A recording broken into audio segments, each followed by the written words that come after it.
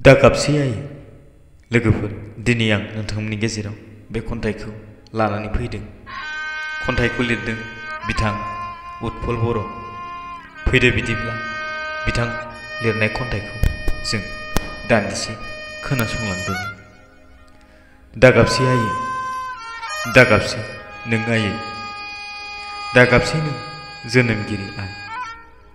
सुथुरनि हेंथायाव हायाखै आं नोंजों नुजाथिनो, अब्लाबो बावाखै आं आयै नोंनि रैरुब आखाइनि दांनाय बिलिरनाय।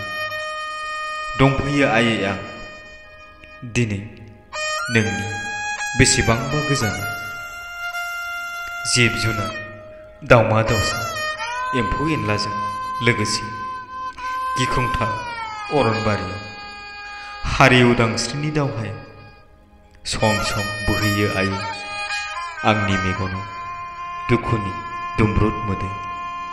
दोहो दोहो खामग्लिनाय गोरबोनि दाहाजों जेबोला गोसोखाङो आंनि उन्दै समाव खुद्रि खुद्रि गाबनाया नोंनि बिखा गेजेराव गोबाना अनसुलि रावजों आंखौ बुरखायनाय।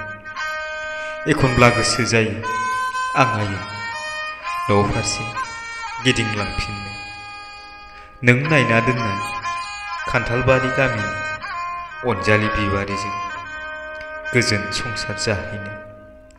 नोंनि बेलासि समाव नोंखौ जोथोन लानो, थेवबो आयै हारिनि अलखद समाव हानाय नङा न'आव गिदिंलांफिननो।